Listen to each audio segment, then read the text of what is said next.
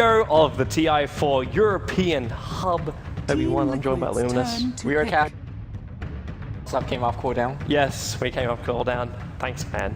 And also, slide. Also, some people are somewhat angry that. Really angry? Why? Updating the schedule, the results. We are 2-1. I'm not sure if you updated. No, somebody in chat was we very angry. I'm sorry. Bad, Toby. We didn't have it live updated. We have to actually wait for the 5-minute delay to kick through our production guys. But yes, it is 2-1 favoring NAR. If they win this game, they're going to TI as the NA qualified slot. Pretty big deal for them. Yeah, and big deal, man. I mean, I just want to talk about NA for a second, because 3 weeks before this, they were not a team. So that's kind of like, how good are these guys? 3 weeks, they're taking the American slot, which I think rightfully you could say was Team Liquid's before this point. Yeah, I think, and everyone looked at the initial teams being invited. They're like, Team Liquid will take it, and there'll be another one. Yeah. Like it might be NAR, it might be IX Mike and Fluff, creating something new. And then people are like, oh, but Revenge is good too. Yeah. Maybe these guys could slip through. Union Gaming, let's not forget about them. They are top 4. Yeah, that's true. 5 seconds remaining. If anyone was really expecting Pilot Ice at it perfectly upstairs before. It's like so how do you think UOT would go, Union Game would go? It's like, oh, I didn't even know these guys existed. Like, that's literally what happened. Yeah. And this is not to disrespect Union Gaming, but right now we have just so many really, really good teams. We have like 3 tournaments going on every single day, and then you have Union Gaming. No disrespect, but it's just like too much Dota. Well, there's not enough stuff in North America which let these guys really do well. Like ESL has the NA qualifiers. No, we have I'm not sure if they're actually in. Yeah, the NA qualifiers are over. EG already qualified. Right. No, I wasn't sure. The man who cast it. I wasn't sure if Union Gaming was in the qualifier. I don't think so. I honestly don't remember if they were. Right, and then you have the Summit has their NA qualifiers, which I don't know if they're in it, but I haven't followed it. I hope that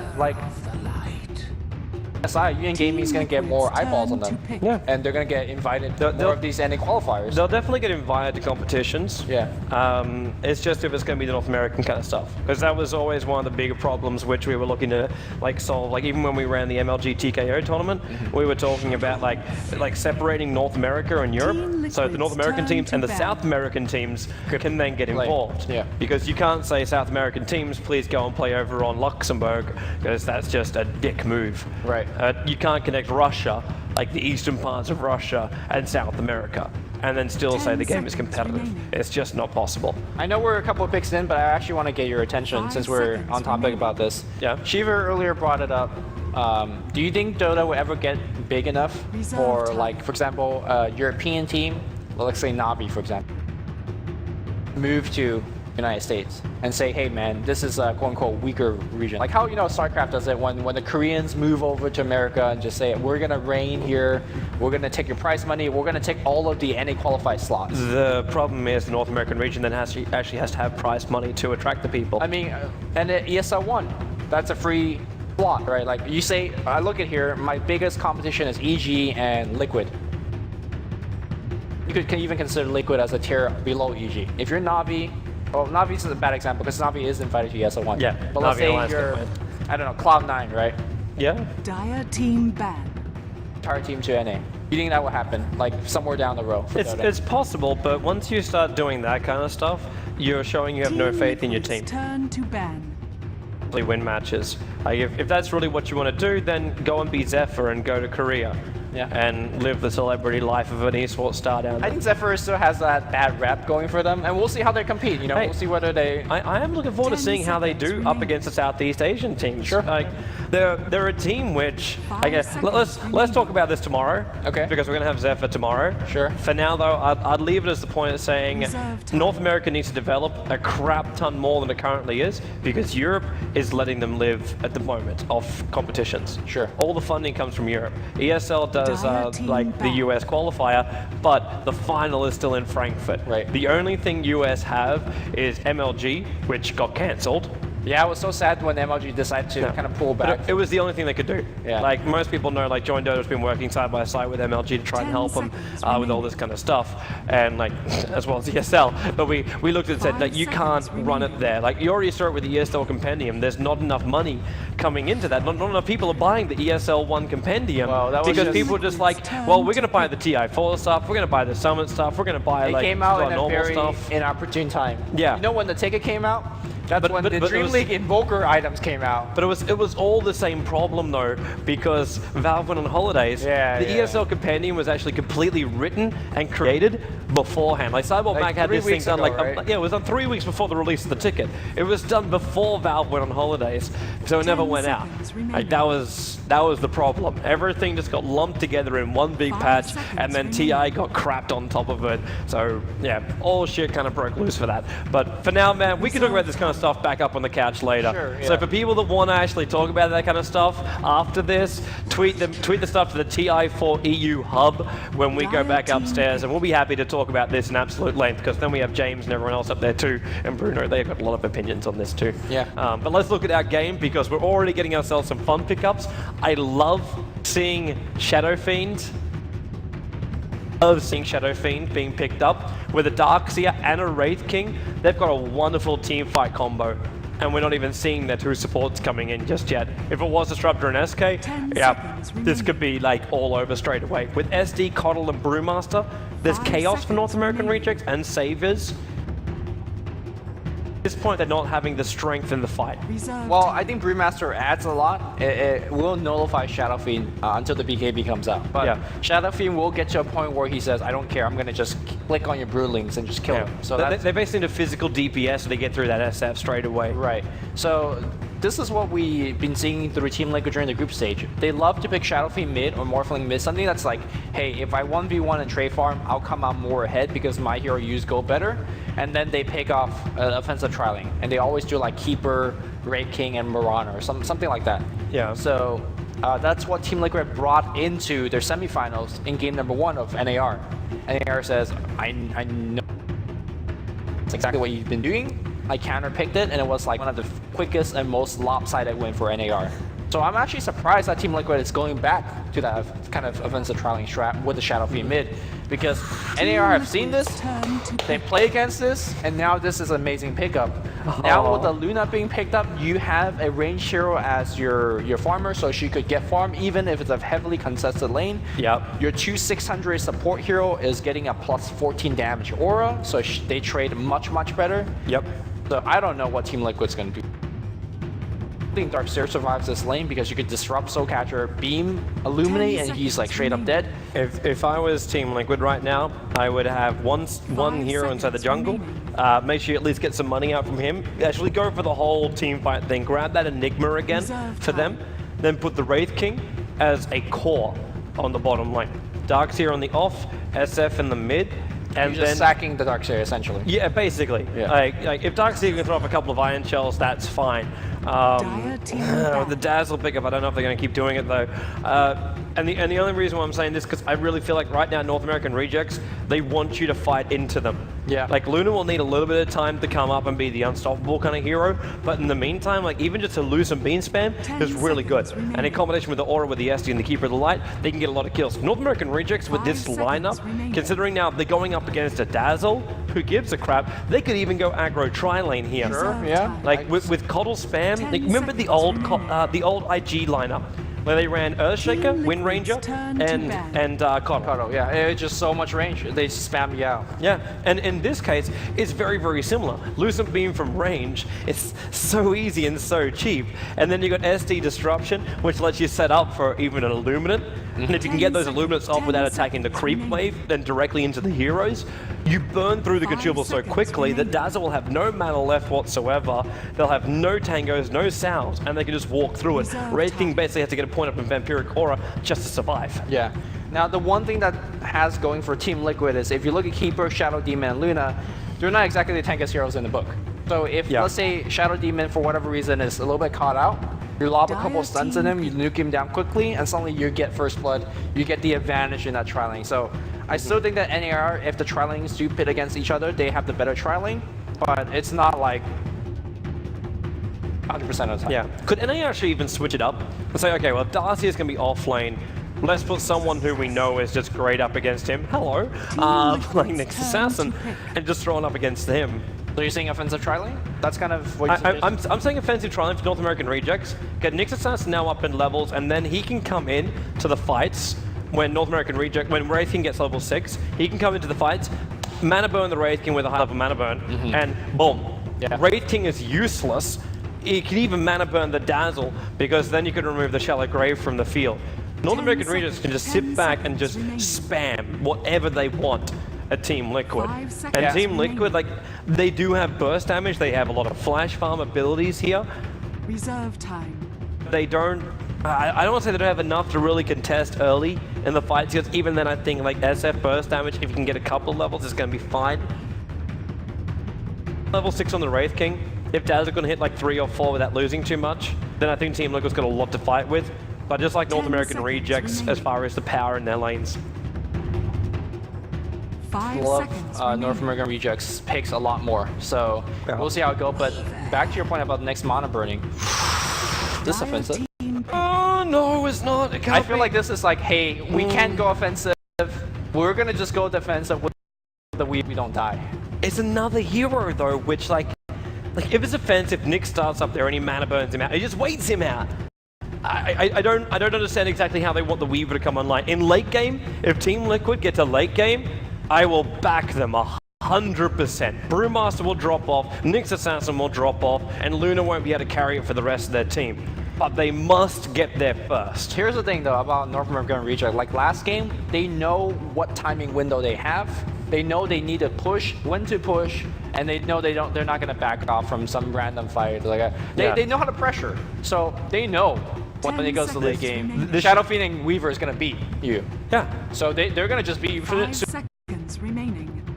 A straight by now to go directly south. Go straight south, head towards the enemy jungle, and look for the first kill. I'm not even going to say make sure you ward up all those camps. That can happen while they're there. Yeah. But if they can get first blood on this lane, the momentum is going to be absolutely ridiculous.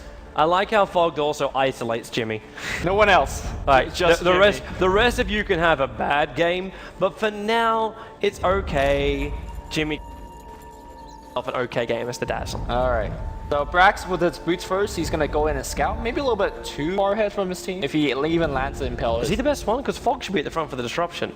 I mean, he has the boots, so. But the thing, like, okay, he sees a Weaver. I guess they're mostly just for scouting. They just want to come in and make sure that. Man. Yeah. Lucid Beam level up would be able to get the mini stun, but he wouldn't get the Nyx Assassin in range. Yeah. And then it would also cripple the lane they wanted to run. And then. Good defensive try. 30 seconds to battle. They could do dual lane still. They can. Like SD and Brewmaster in the mid. That's actually pretty dangerous for a Shadow Fiend. The only downside is going to be, though, that SF's going to find a lot more levels quicker than the Brewmaster will. So you won't get that wonderful Brewmaster level 6 timing from Korok.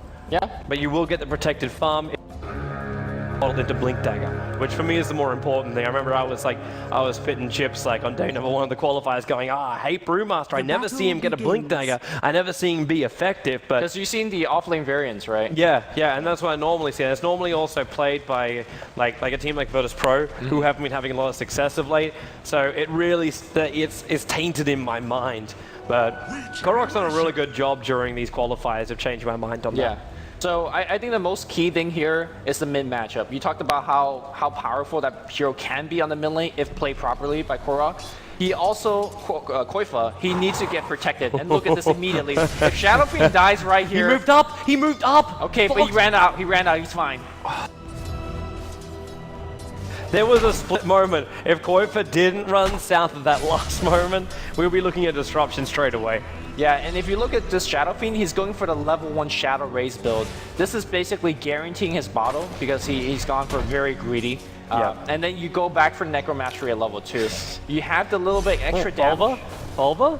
Okay, Fog's gonna have to disrupt him. He needs the space because this is 300 versus 295, so that distance on him. But the Illuminate will miss a little bit as well. This is why this Observer Ward on the top river is the most key thing. It protects essentially 2 lanes, most importantly Koifa. So he should be fine. And suddenly, if you look at the bottom lane, you know, Brax is getting zoned out. Yep. Is this another one like game 2 where we look at it and say, Liquid's draft, really don't know. And then they all of it, right? Yeah. Yeah. And I was like, well, we knew this was going to work. Here's the big difference between the two games is Weaver is not a hero that gets a 10-minute flank. He's really low here. He's really, really low with the bottle charges. He doesn't have the max raise. So he was actually in range to do one of the medium raises, and like that would have hit him quite hard. But yeah, it's good harass. But yeah, I mean, I don't think this Liquid lineup will come out like 10 minutes in and start taking tier 2 towers. So that's something that NAR has going for them, even if they lose a lane. We're only 2 minutes in. There's a lot of games to be played. Yep. And the timing of NAR, which we were talking about, still got a long time before it kicks in. Like when Nyx Assassin is able to find levels, like he's still sitting up at almost level 3, being down his bottom lane, which isn't a bad thing. Like Bulb is staying in the same way because he's leeching the experience after doing a side pull, and the Iron Shell's also helping him out a lot. But with the damage coming up from NAR, he shouldn't get any of these extra last hits. But he's definitely trying to contest a little bit. But Brax is still finding experience. Wait, are they actually? No. Disruption and Catch were already used, and he still had surge points. Yeah, I mean, that's could call the weakness of that lane. They don't really have a real stun to take advantage of that. Catcher, so. They have that though. Lucent Beam into an Illuminate, and then Darkseer just goes down to half his life points. This is a lane where I'm actually thinking you can't run Soul Ring on a Darkseer. I mean, you want to, but yeah, like the HP is actually very key. He might still actually go back to it. There's also, you could, as a Keeper of Light, you could screw with the Darkseer by getting a point in Mono League if you want. Like, if you can search away. I'll get you next time. Well, it's just like that on the Weaver too. That's why I'm trying to fully understand what's meant to be going on with this Team Liquid lineup. That's why I'm so apprehensive with it. Because you go, well, you got Mana Drain and Mana Burn. Now, you got Wraith King who's going to have problems with that. You have Weaver who's going to have problems with that. And if Bolt finds himself at half mana in the early stages, he won't have enough for his combination, which means Liquid can't get the advantage in the early team fights. So this mana leak, and imagine if we go back to, I know it's even more classic, but you get a Brewmaster Necro book. Sure. And go into that. I know it's heavy on the micro, but at the same time, if Korok can pull it off, be just burning the living crap out of everybody. Luna won't do it. Nyx Assassin can't really do it. Coddle could. I mean, I think because there's so much mana burn already, it's unlikely we are going to see the Necro book. The build that he's been favoring a lot is the Blink and the Acceptor, and then into like a Hex. But after that, everything is good. You know, like after Blink and Acceptor, everything is good. It's a fairly passive early game. Let's see if NAR is going to try to gank mid once again with a smoke. And they do have a smoke to see on Shadow Demon, so maybe that's something that's coming in soon. They could give it a shot, but it's a little bit harder now because Bulba switched to jungle. But while he's in close, as long as he's close enough to the SF, he can give him a surge away. The chance of getting a kill is quite minimal. And Bulba is still going to go in for that Soul Ring. Yeah, actually, Koifa has done a great job at shutting down Korok, sends him back to the base, so even if Shadow Demon smoked up, which he is, they can't get a lane that has Woody in there. Gonna wait for it. Yeah. Maybe you can find that courier. He doesn't do enough damage to kill that courier. Doesn't have that demonic purge, man. Need a level 6. I learned something new today. I didn't know that demonic purge. Well, that makes me feel a lot more confident because I learned something new a lot. I mean, I definitely learn something new every day watching a lot of the Dota. And it's just, you know, pretty deep. The triple stack currently set up. Just over here on the side, like it's a little bit further down. It's going to be SF Koiva rotating over at some point to pick that up. But I'm wondering if Koiva is going to go in for the Animitis build over on this guy. Or if he thinks, you know what, maybe I should be coming up a little bit up. Actually, no, it should be a Midas, shouldn't it? Because you're looking to get this SF into the strength of late game. Like that's the main priority here. Make sure that at any point, like even if he dies, there's a way to make sure he's always keeping up with NAR and getting in front. So, judging from the past, like he always go for the Midas, and you know, he also always goes for the Midas. Yeah. So, Bulba, can they get the disruption? Ooh. Mid lane, it's a clap into a crit, and Koifa is running away, trying to juke through the trees. He gets picked up, and the fire damage for the Grave after a TP. He needs a lot of healing right now. The Grave is going to run out. The Fire Panda, though, will not die in time. can, well, a little bit of body blocking coming in. Korok though, he's so unhappy. A secondary stun's gonna go through on Korok. A big heal coming in. Way too, he's got the right clicks. Can they actually get the last hit? He's got a evade up soon. One more stun. Nicely done here, but at the very least, they got the kill. A solo kill at that for Korok, so. Yeah, that's a win for NAR. That's a win for NAR, very big too, because he also finished up his Magic Wand, bought up a Bracer before his death, so no money was lost, and the experience was split. And now up at top lane, catch up. Fog try actually block Bulba in with this. Lucent Beam trying to slow him down too, and this surge, it is level 2, so he's got a little bit more speed to go with. He's gonna TP out, or try to at least. That's gonna be difficult, man. They're in range for another Lucent Beam, and now it's actually thrown. Now he could TP if he want to. Poison, actually level 2, you're right. TP out, quick! He's trying. He's trying, the poison's gonna tick him in, and it's not enough damage. It's still only a level 1 poison because he went the disruption catcher and poison. Yeah, which, you know, it's a center kill, so it's a big deal. But to answer your question, I don't think this is the game that you go for Midas, simply for the reason saying that we know Liquid has a better late game. All you have to do is survive the mid game. I think this is a BKB first game, especially like Brewmaster without the BKB, he will control you. Yeah. So I personally am a big favor of hand Midas and want to go it in every single game, but this is a very, very, very greedy game to go on. Props to Brax right now. This guy managed to afford arcane boots. I just want to say that this bottom lane is won to a point, because as long as he keeps mana burning TC, no maneuverability at all. And then when the rotation comes in, it's just a quick kill. And you're already getting level 6 over on Braxter, so yeah, there's your mana burn. You just drop him down a little bit, down to 330 of his 422. It's not too much though, because there's the Ring of Regen, sorry, Ring of Basilius. It just kicks in and it's like, I guess he'll keep doing it, but it's just thing to write home about. Korok. Stun. Are they gonna follow up? The ult is coming off cooldown now for Korok. If they went into that, they'd be dead. Spamming it every once. In fact, he wants to come in for the clap. Couldn't actually reach him, so throw it over to the Wraith King. 437 just keeps giving Korok mana to keep throwing these things out. I'm wondering to a point if it's worth Korok going in for some like health regen item at this point, because his bottle kind of like it's only for health now. Yeah, it's not so bad. Like, to be honest, I'm surprised I even in the mid lane, because you should never actually get hit by the thunderclap. Yeah, you know, you're 600 range hero, so flash farm. Yeah, triple stack, and he did go Midas. If it works out, and it really only takes about 10 minutes of uncontested farm before it works out, I think he's going to be sitting very pretty. BKB is the ultra safe build, but you know, if it's an item that he's comfortable with, then he'll.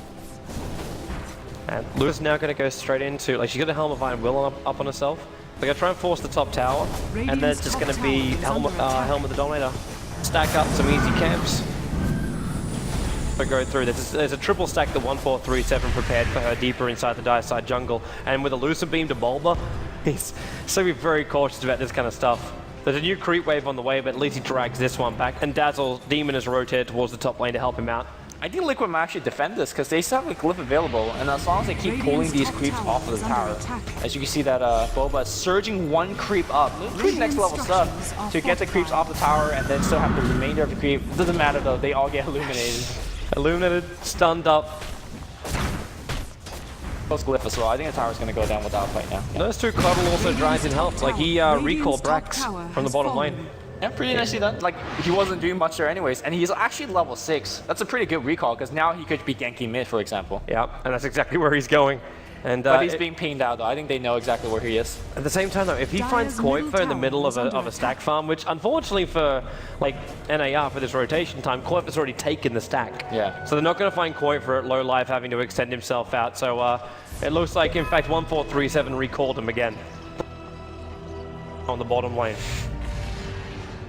That double recall, 1437 will help prep him up, give him a little bit of mana, and send him out to kill. With Korok with an Invis rune too, they have double Invis to gank up TC. This is one of those moments where they still see TC in lane.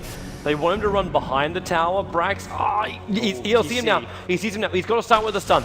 He must start with a stun. Oh, actually, no! He actually got the Vendetta and the stun off. Time lapse, mana burn. Okay, TC's back to his normal healthy self. Yeah, Korok, I mean, at this point, he could also pop out or slow, but it doesn't really matter. Like, Top lane. Top lane, they got a jump man. Yep, here comes the stun after a surge. They have enough movement speed. The TPs are coming. You got this, get the kill quick. The wall drops down for the extra damage. Not only that, they baited out the TPs. Way to just live, make it out of there alive. They have the Brewmaster ult. Should they want to use it? Radiant's bottom tower. They can't really. Yeah. The Darkseer wall's making it impossible for the supports to follow him in. So their only other choice is just to accept the fact that Luna died. That SDTP needed to come a little bit faster, so he's able to get the disruption off and then buy some time. Didn't really care he was left behind, because if he did die then, Liquid would have turned back into engage. Oh yeah, because they had the reincarnation, so yeah. Actually, that was a huge victory, considering they killed the enemy carry and drew out 3 TPs. So that means Liquid TC is just farming freely on the bottom lane. And if you look at what TC's going, he is not going for the greed build at all. BKB first on Weaver almost means he's dealing 0 damage.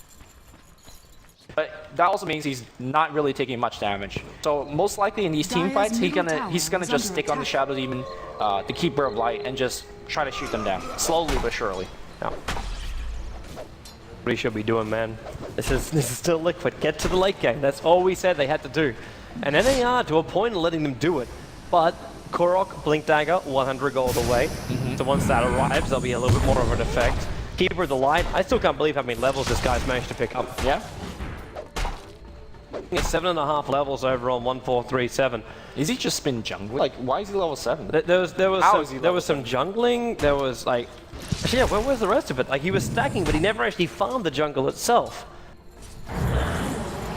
Looking at score, he's not involved in any kills. Oh, and he's got 20 last hits CS wise. So yeah, he must have been doing something in the jungle. Yeah. I wasn't keeping a closer eye on him, hence we now get surprised when he hits level 8. Korok being watched quite closely by this observer wall, which is very aggressive on the top lane too.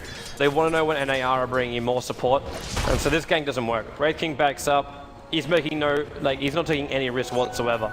If there's the possibility for a Nyx Assassin to Vendetta, Mana Burn him and stun him, he's backing up. Dire's bottom tower is under attack. But they're going to have to fight bottom lane. Yeah, TC slowly pressuring the tower. He's not going to take the tower or anything, but drawing TP is, you know, kind of what you want, and did Dire's that. middle tower Can is Liquid under take the attack. tower? Because she's still going up against Illuminate. I know it's only level 2, but with level 4 Chakra, he could just keep spamming out, and they bring in more support. In fact, who's he recalling in? It's Frax again. Yeah.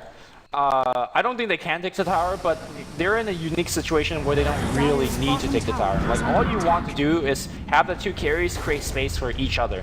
If you gank TC, yeah, that's fine. My Shadow Fiend's farming. If you gank Shadow Fiend, well, TC is getting some farm as well. So as long as they slowly get farm, you don't really want the tower, or you want the tower, but you don't need the towers. That bottom lane. Korok also got recalled in. 1437's working overtime with its repositioning, and Weaver bails. Yeah, TP's out. I mean, here's the thing though, you could fight and get the tier 1 bot, but Liquid says, sure, I'll take your tier 1 mid.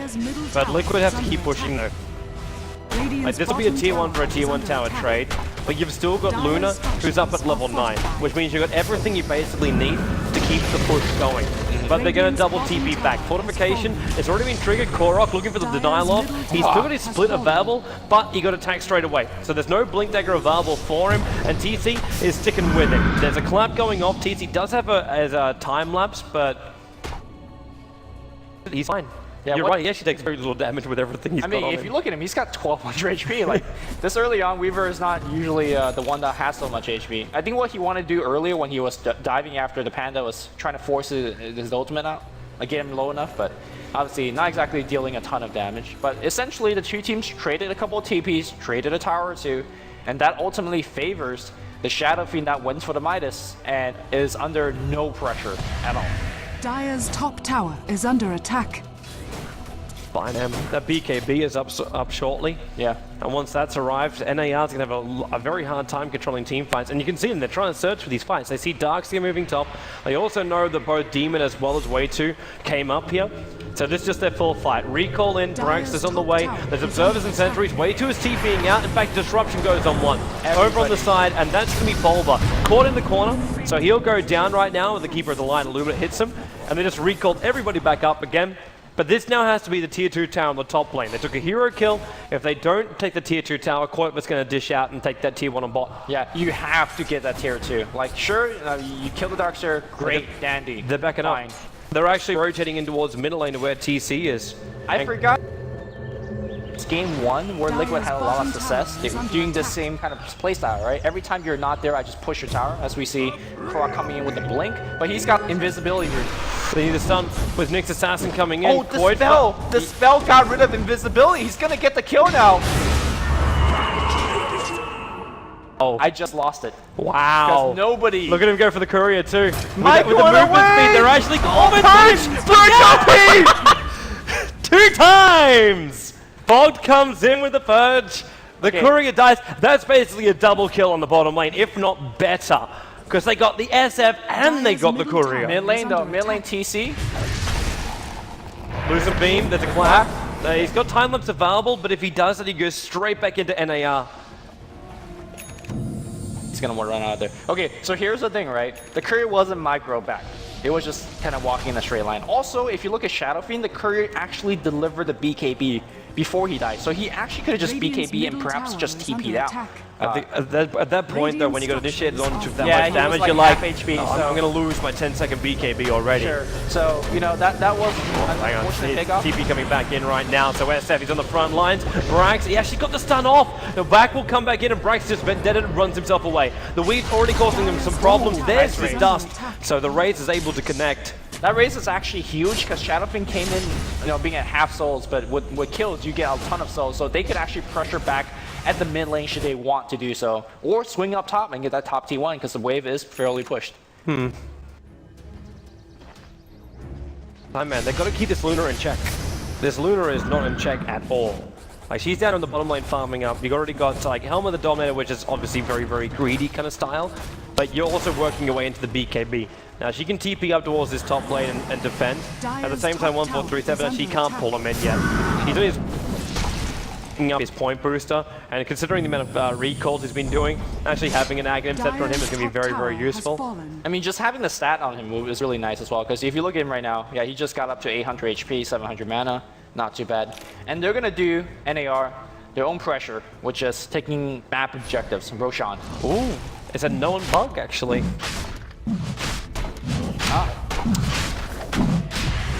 Oh, please. But then again, the Pudge hook, fountain hooking was also considered a bug, which Valve thought, it's funny, we'll keep in. Yeah. Until it cost someone $200,000. Well, I mean, it might cost somebody money right here. It could. Or at least Team Liquid, because it's that courier side is not helping their case. But Roshan's being done by NAR, while the rest of Liquid try and force the tier 2 tower. Fortification up for NAR, so this is a trade-off. They're already TPing Heroes back, sneaking, he needs to finish this up. Or do they give it to Korok? Korok's being dragged back by 1437, but the tower's already gone. So they're gonna back up here. Roshan, Luna is the one that takes the Aegis to the Immortal, so that they lose the top tower, but they grab an Aegis and they grab Roshan. Yeah, I mean, there's always an argument in whether it's a good trade if you take a tower but give up Aegis. But in this case, Team Liquid couldn't really have taken that fight. They would not be able to win a fight against the Brewmaster Ultimate, so they did the next best thing, which is taking that tier 2, which is, you know, okay trade. Again, Team Liquid by far has a better late game, should they get to late game live. Mid lane's gonna be a Blink initiation, Blink, and Demon gets picked up. Demon, he's playing a hero where he cannot get caught out, because he is supposed to be saving everybody else. He's the one that's going to be in the backlines to save the guy who does get caught out. Yeah. But when you get that jump in, like there was also good chain stuns coming in from the Nyx. The fact he got there in time, so there was no potential for a shallow grave. Of items are the abilities to be used. But you notice that NAR, they're not forcing the issue. Like SS farming up the bottom lane, he's got BKB and 3.2k gold. That's a very, very fat SF. He's actually 2,000 net worth above that of the Luna. But at the same time, NAR are moving so nicely across the map that they can just force out this tier 2 tower in the bottom lane and still make sure that Sneaking gets every bit of his farm to get that BKB up and running. Because once that's up, Liquid have a 0 control over the Luna, bar the damage effect reduction coming out from the SF ulti. Yeah. That's it. Which is not much, because they only reduce your base damage, and a big part of Luna's damage is from her plus damage, from the Lunar Blessing. So you're not even cutting much of that. I mean, NAR, perhaps they figure that, you know, their late game is not as bad as we think it is. Like, you still have a Luna, right? Yeah, you still have Brewmaster who could at least stick on supports. You get a 6-letter Luna with Satanic and Butterfly with BKB. You may as well. Like, it's the same kind of thing for the SF though. Like, if he gets the same amount, but then he, wait, what? I didn't realize we're seeing crit coming out from Qualifiers. Sure. Why did you go for crit though? Like a straight up Daedalus? Like, is it to kill off the supports here? Because I'm thinking Blinding Light's going to be a major problem for you. So you think he should go for MKB? Yeah. Because you're also going to get a Butterfly over. Well, I mean, he's got the BKB, right? Oh, trouble. Korok, he has to split. Can he get it off in time? The Darkseer wall is there. Back in again. Split. 6 seconds on cooldown. He can't get himself out of here. 4 Euros bring him down. The BKB's been done. Sneaking's been recalled off the bottom lane. But now Liquid, it's going to get very difficult to push in the whole way. I mean, I think they would be able to hold this tier 2. I say that the way 2 is just going straight and he doesn't care. He still has the reincarnation. Meanwhile, they might lose it straight away though. There's the buyback. He's except Brewmaster. He'll blink into the collapse. Then goes into the split. Liquid can lose the whole thing with that Aluminum flying out. The SF did some serious work. Koifa, that BKB is helping him, but now Luna also has her own BKB. The Aegis the Immortal will trigger off from her. So she comes back into the engagement with a full BKB up and running, Demons spinning up in the air, while the Earth Ruling Summon's looking for a target. Shallow Grave on the Dazzle, with the TP out, but Disruption still there from Fog. He will not be successful. But, well, they don't bring down the tier 2 tower, and how much they even lose then? No, they won that fight hugely, because if you look at what they lost a 10-second BKB on both their carries and a Dazzle. What did they gain out of it? They killed the Nyx once, they forced the Brewmaster ultimate, they killed the Brew once, and they forced out the buyback. And then they also killed the Aegis. So, all in all, a huge victory for Team Liquid. Most importantly, the 2 cores survived, and they're buying time. Also, if you look at TC at this point, yeah, sure, he's hitting like a kitten right now, but he is going to start picking up some damage. And back to your point about picking up the crit, he's got maybe to debuff the blind, so he's not too worried about that. Alright, so he just, and he actually got like 1 or 2 crits off in that team fight. It was immediately very helpful. Structures are fortified. The thing Liquid have to do is still try and protect these outer towers. The tier 2 towers being assaulted by Sneaking and Korok, and the tower's already down half of his life points. And Sneaking doesn't mind this when the creep wave comes up, because Glaives lets him just melt through it straight away. Team Liquid is also somewhat apprehensive to take the fight because Way 2 doesn't have his reincarnation, and he won't have it for a long time, so if they could avoid fights, they will want to avoid fights. I finished Daedalus, we're 24 minutes in. Let's BKB Midas, and he's almost getting 100 CS and like every 10 minutes. Like, I'm looking at these games and I'm trying to guess how the because you know, for the compendium you could predict the EU qualifiers. Like, GPM is where they're getting at, but whenever I see a game like this with a Shadow Fiend, it's just uninterrupted farm. I get somewhat scared. But he's only sitting at 6-2-2 right now. Right now, if he gets like 3 more kills or something, you know. But at the same time, like I thought maybe, well, it could be tower injection, but the tower advantage actually goes the way of Liquid. 2 tower down the top lane, which NAR has not managed to achieve yet. And how's the other towers looking? Mid tower's been nibbled, bottom tower's been nibbled. Bottom tower is down at 1/3 of its life points for the Radiant side. Mid tower untouched. Almost for the top lane, it's been slightly touched. Only 4 damage. I suppose this is also a lineup where they don't really care about that. They win a fight, they take so many buildings, it's not funny.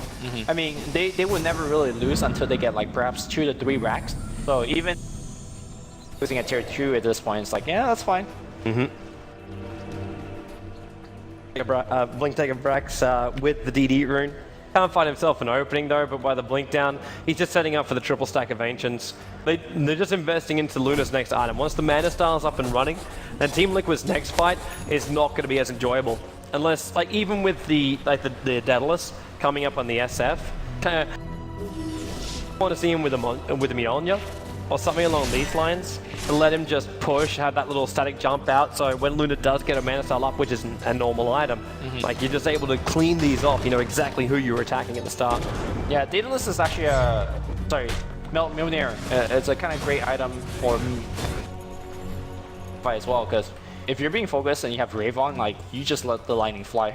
Yep. But he's probably going to go into maybe a Butterfly for just awesome damage, awesome evasion, survivability. You wouldn't want to see him go into Satanic next, or at least the Helm of the Dominator. I think he needs Helm just simply for the armor, and then get the Reaver for the HP. So if you look at his HP value, it's actually quite low because he's skipping the Manta, which normally gives you a good injection of health. And he's not getting another thing which is also unusual, way too went for the Blade Mail before the Blink Dagger.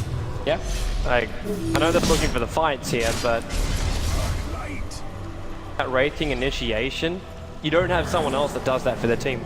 I mean, it's almost like they just five-man wall it in. It's exactly how you say it. Like, they don't want to really look for the fight. And they actually do have a decent initiation. If you look over to Bova, he's got a Blink Dagger. So if you get a good Blink and vac somebody back, that can be it. Obviously, Vacuum does have a fairly long cooldown. You want to be blinking with Wakeman, but I think Wei2 is looking to be a little bit more of a core this game. Like, he can be that third DPSer. When you have a minus aura being provided by Shadow Fiend and Buzz on top from Swarm, Frags. This should be a kill right now. He's got a stun of Bulber after he's used the Surge. He was looking for the Iron Shell damage to trigger the Spike Carapace. Mid lane, it's going to be some stun, Blink Clap coming in against Wei2.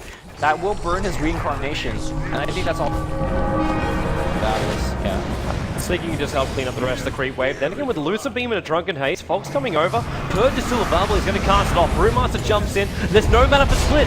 He's short, he needs something else, but then again with the Eclipse coming out from sneaking, there's a lot of damage, they back him back in again, trying to make the wall sneaking. TC is chasing him down, the two cores looking out for each other, but Koitva brings in his big DPS. Takes the kill, it's still a 2-for-1 trade-off with the support and call for a call. To me, that wasn't really the trade that Team Liquid was looking for. I mean, they got the Luna, which is good. Yeah. They got a kill on the SF. Yeah. It's okay. Like, I'm not sure whether they can even push this mirror. Actually, they might be. Brewmaster Ultimate is up, is the thing I'm kind of dancing around with. Yeah, but now they're dealing up against Aghanim Scepter 1437. Yeah. And the fact that Brewmaster never even got his ulti off was actually a good thing for NAR. Because they didn't need it there. Yeah. But he's also going to get Aghanims. I guess now 30 gold away, or 130 gold away from having Aghanim Scepter. So they drag Korok out. Here you go. Have that camp. Illumina, he didn't want to clap it to start with. And Illumina, she deals more damage than he was probably hoping for. So if they could, can they actually pick TC? No. Like with Mana Leak, possible, but then again, BKB's coming off cooldown. If Brax can get the initial stun, with the Illumina, it's about to fly in, so the stun is going to be there. Illumina hits with the clap TC! Oh, he went so low! Chikuchi's himself away. The key thing to mention is, if you're playing against a Weaver and you gank him as a Nyx, you do what he just did. Hit him out, you stun, and then use your Spike Carapace. Because most Weaver would just panic in that situation and press Chikuchi, and then you damage yourself and give him an extra stun. And that almost worked. A little bit of RNG favoring TC. But now, man, that Aghanims is fully done. We do have, I'm still seeing Illumina free farming herself up. BMS now another 1,300 gold. We're 28 minutes in. She's still behind the SF by a long way. And SF actually spent his money, and it's a Monkey King bar. He got the Monkey King bar. The Desolator is fully done for TC2. And Koiva, she just needs the 2,400 gold. So he actually bought the double javelins to be able to pick up the Demoness before he could finish the job. And he's still 400 gold short now. I'm surprised that he's going so hard in terms of damage output. Because the True Strike is not so much necessary because your BKB could still debuff Blinding Light. Maybe, I think personally it'll be a little bit better to get the next item, like maybe finish Mantis out now and get it as a follow-up item. Because I'm still very worried about his 1,400 health. Yeah. You're relying very much so on your BKB timing, on Demon giving you a grave at the necessary timing. And the fact that Luna doesn't get, like making sure Luna does get locked down during the fight. Right. Because even her bouncing glaives are going to start melting through both the Weaver and the SF at some point. But I guess choice. It's the same thing I said about him going Midas instead of a BKB first. Like, maybe he just prefer playing a very high impactful damage Shadow Fiend. Why? The DD rune. Don't know if they're going to consider. Oh, wow, way too. He walked out for this one. The stun will go over towards Luna, but Blinding Light and the Mana Leak racing against the Santia. If he keeps walking, he won't have enough mana for it, but then he gets Mana Burn, the SD Disruption. They throw more poison out, the clap, but this will be the ulti of Way Too Sexy going down. At the same time, 4 heroes being slowed up. The DD rune is still there for Luna, and he just lets the Eclipse throwing out. And with the Mana Style as well, TC already has a time lapse himself out. Sneaking, the damage, get that bug off him. The ulti goes out from Koi, but the Brewmaster split allows him to evade it, but then Weaver, he came in with Bulba as well. They back it back in again, giving TC a double kill. He'll chase a triple kill. Fogged up towards the high ground at the moment. There was a buyback coming out from Nick's Assassin. He will not get there in time, and Brewmaster dies to the rest of Team Liquid. This looks like not only a Liquid fight, but a Liquid Roshan. Yeah, I mean, the one thing that I have not factored into survivability at Koifa is lifesteal being granted by Way 2. I mean, sure, yeah, you bring him low, but nobody's going to trade Delphine, and he's just hitting up on you, getting so much damage. When he got a crit, he got like 25% of his health back, so a huge victory coming out from TC. And when I was doubting him about getting this damage item, like, Dire's middle tower he just burst Luna down so quickly, and he was just man of the hill. This could even be just, I don't want to say GG, but it will be mid-racks. Yeah. Like, Luna's, if she comes up, the BKB, 10 seconds come off cooldown, okay. They don't have Brewmaster ult, so they're not even close. But here's Keeper of Light. Like, how much can he defend? Now, keep in mind that MKB True Strike will not work on towers, so Blinding Light is just an 80% mischance. Yeah. By Luna. She actually TP'd outside the base to pop the Mana Style off. So Koifa, he's already got 2 poison stacks up on him, and Brax, I think, is really considering right now a blink to stun, but the stun was still on cooldown for him, and Sneaking wants no part of it. He's gone bottom lane, he wants to farm up some more. This kind of feels like, just taking into account like that Wraithing Vampiric Aura. Yeah. Like this DPS. I mean, if you look at he doesn't even need a Satanic at this point. No, well, I mean, I think still having the stat of the Satanic will be nice, like the HP you get from it, the fact that you get so much regen so quickly, and the armor. Like, I think all of it is nice. But, I mean, Koifa's got some big balls. Playing elimination match, I'm going for the gusto. Forget survivability, Midas first. Yeah. And now he's sitting at, again, 1,400 health, 1,600 health, going for nothing but damage. I just hope that he goes back for a survivability item now, right? I think he's holding enough damage at this point. It would be the ultimate thing to see if he just like throws the game without it, like no buyback, bought the big next damage dealing items like a butterfly or something. It's like, I mean, even butterfly gives you evasion and armor, so butterfly would be good. Or then again, is it really going to be enough if you're able to, like, you just come in there, you stun him up, you mana burn him, and you get the bouncing glaive? It's like enough of them is going to connect. We'll see. We'll definitely see. But he's definitely feeling very comfortable right now with this Aegis of Immortal on top of him. His team is farming extremely well. If you look at Boba, he's almost finishing his BKB. A big part of the source of damage right now that NAR is connecting is those big mana birds coming out from Brax. We have obviously the Eclipse. I mean, that's also going to get cut off eventually. So, I mean, Toby, you sat down with me. It's like every time I cast with you, we get to Game 5. It happens, man. I think we're going to get to Game 5. If you look at the goal graph, it's a 10,000 goal lead. It is. It is. You actually look at the experience gain that came up for that last fight. Holy. That's what some people would class as a drastic change in the experience graph. I mean, the goal too. Like, it almost doubled as a lead. Yep. It's really ridiculous. And this is a team which we said if they get to late game, they're good. And I still class late game as 40 minutes plus. Yeah, sure. I mean, look at this Wraith King. He's got a Maelstrom on him too, as the support. He still doesn't have the initiation though. Like, they're still putting so much effort into Darkseer. This initiation is walking in and face tanking half their nukes. Okay, yeah, I'll accept that. Yeah. I'll accept that. Which is, maybe not as finesse as a Blink Dagger initiation, but it works just as well. It's like one of those RTS games where it's like watching StarCraft players just put Photon Cannon one step closer and closer and closer and closer getting towards your base. But the fun thing is, Illumina for NAR does keep them out a little bit, but then you see their DPS against these towers, the -7 armor from Desolate, they melt through it. Like with 34 minutes in, they can already fight backdoor regenerate. But at the same time, in the middle lane, you've got Sneaking as well as Korok. They are forcing this tier 2 tower in middle lane, and the Illuminate's keeping them out the bottom lane, and then they just recall at least one of them back. So, Blinding Light first, recall still on cooldown. He hasn't used it yet. They're losing tier 3 towers. Yeah, I mean, Liquid is going for the risky but a high reward play, and they're forcing NAR to come back. NAR, they're going for the base trade. I'm not even sure whether they're close to it. Maybe if they're up a tower, like if that tier 2 wasn't there. If they feel they're that far behind, then this works for them, because they only lose a melee. Oh, disruption, purge, something! Way too got himself back out to safety. And they haven't killed off the tier 3 town, but there's no regeneration for it, at least. In that situation, they got the best thing they could. They got a little bit of damage to the tier 3 tower. If they can win a fight, they can go mid lane and get a counteraxe, and Luna can still keep that bottom lane pressured out. Well, here's the problem. NAR must have felt that they could not have taken a fight, right? Because they did not do so. So Liquid is going to do the exact same thing. They're going to storm down mid. So what is the choice now? Are you going to take a fight now? Yeah. Now I think the fight is going to be okay. Because you've got buyback over on the Luna. That was one thing which they didn't have before that point. Okay, so they gained it off the tower gold. Yep. Oh, wait, no, they don't. No, they don't. So As in, like, an AC. a full AC. I mean, he needs the armor against Shadow Fiend. That's a fair point. He needs the recall right now before Bulver initiates on him. He's got a blink. The recall. Where's the blink? He's going to try and TP out. Back. Blink back. They got him. The recall's going to go, though. I mean, now you just surge after them. He has no teleports going. Oh, you can turn onto him. Okay. The shallow grave. But here has comes to the go off Weaver. from Demon. He's going to chase you down. Look at the minus armor. He's got the weave. He's got the bug. -12. You can't fight that, and he can't even get rid of the bug. They've got the kill, and Sneaking has no buyback. He is down for 74 seconds. And now also a full... There's a damn heart recipe over on this courier. In fact, it's a full satanic... Radiant's top tower For the is under SF. attack. Look at NAR though, they are ratting this hard. They're saying, you know what, I'm pressuring on the mid lane, you don't have a Kato, so you don't have this mass recall strat.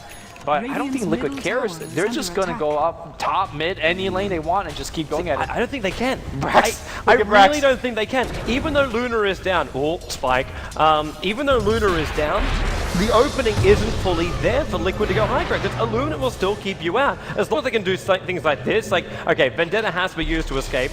Weave's also been used. They can force them back every time. Well, it's the ultimate Brax, because you've always got a recall. What about this time? Like right now, this push. Won't be enough. Look at bottom. It won't be enough. The bottom lane is pushed out by NAR, and the middle lane, what's going to do is TP back to base, walk out to about here, throw a first Illuminate down, you burn down the creep wave which is coming in, you move yourself back to the safety of your own base, you're almost exactly in my box, and then throws out another one. Here's the damage thing. done to the creep wave, damage done to the heroes, and they have to find backdoor regen to come in with also fortification up. Here's the thing, the bot lane, I would agree that they could push it out if it wasn't for the big creeps. I think the previous lane racks have really slowed down Korok's push. I mean, Korok is trying to do as much as he can. The Illuminate is coming on the mid lane, there's a disruption, but...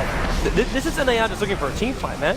They want them low when Liquid come in. They want to buyback so they could just buy back out, fight this up, and bring them down. Because SF doesn't have a buyback either. So if they get kills here, they're going to be okay. And the Illuminates are really working overtime. Mana burning up. TC is so low on mana right now. He's already used his one charges and way too. Almost has ulti triggered off. The run comes out from the Weaver. The bottom tier 2 tower obviously hasn't died yet. So low, they can't breach high ground. And this is my point, where Liquid, they're great in late game, but NAR, their base defense is so tight. Yeah, it is hard to push against blinding lights, illuminates at 5 seconds. More importantly, that choke. You're walking up that choke, you don't know what's up there, you don't have sight. Here's the thing, I think that the opening that you were talking about, if NAR finds a pickoff right they now. Found one. They found one. They Here's have the to thing, blink though. to stun. It's They BKB. must blink to stun. That's the only way Brax can get this right now. He's got BKB. Qualifier could pop it in time, and here comes initiation. They got Demon on the back line, but it's not going to be enough. Way too coming up the hill. Get out, just bail. They've got Mana Leak over on the Wraith Kings. They've already dropped down to half of his mana. Brax. And everyone's going to get out. Brax in a lot of trouble. Spike Carapace, and then Vendetta is still on cooldown. Turns in for a 3-man stun. They have to accept him as just an acceptable casualty of war here. Yeah. Buys time. Luna is getting bigger. Okay, but again, look at the mini-map. The waves are not push, or not as push. But Luna, or Korok, again, doing the thing. He knows what this game is about, which is pushing out the creep wave. And here comes Team Liquid. This is going to be one hell of a fight, man. I want to watch Qualifiers, but at the same time, I think I've always got to keep my eyes on TC. Yep. Because TC's been the slippery damage. 1437 just ran away from way too stun range. Illuminate, not hitting anything. He's getting zoned out. He needs to get back in space. Yep. Straight up TP. Why are they smoke? I guess they just run in for a pickoff. Oh. Here goes. They just...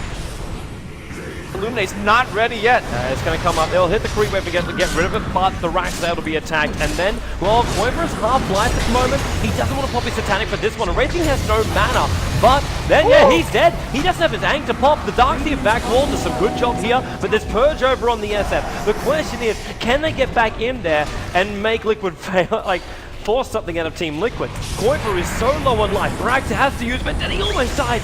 55 life points. The buyback did come out from him. There's mana leak over on TC, and he's in trouble. He's out of mana. He gets stunned up, clapped up. The Shallow Grave from Demon. Time Lapse out a little bit of the damage. Chikuchi will go again. He's got 13 one charges. He's fine. That's how much NAR is spent, and he triggers the BKB to run from this. Korok's right behind him. He's got a split, got a and he haste. gets a haste rune.